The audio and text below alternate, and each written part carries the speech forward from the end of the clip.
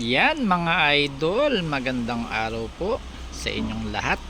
Ayan, sinigang overload at na dumating si brother from Middle East. Siyempre, maaga tayong namalengke mga idol. At ayan, ang ating iluluto, sinigang na liempo mga idol. At pinalambutan na natin yan.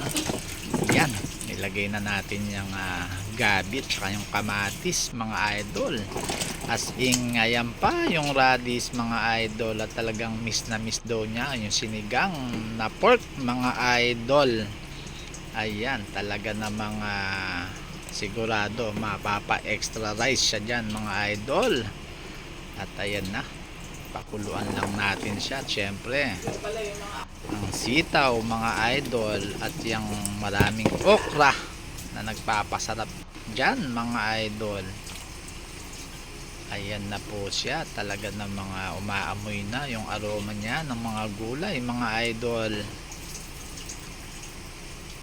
Yan, lagay na rin natin yung talong mga idol. At lagyan natin ng 4 na sili para may kapit. Ayan na po, talaga namang inilagay na natin yung nor gabi mga idol. At yan ang siguradong magpapalasa niya mga idol. Nilagyan pa rin natin ng isang pork cubes at saka yung kangkong mga idol. Isang kululang yan na talaga na mga mapapakain na mga idol.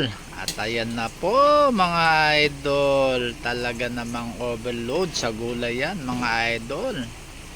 Ano pa po ang hinihintay nyo? Talaga namang luto na. Ayan na po ang finished product.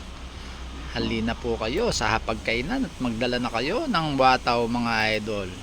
Hanggang dito na lang. Bye bye.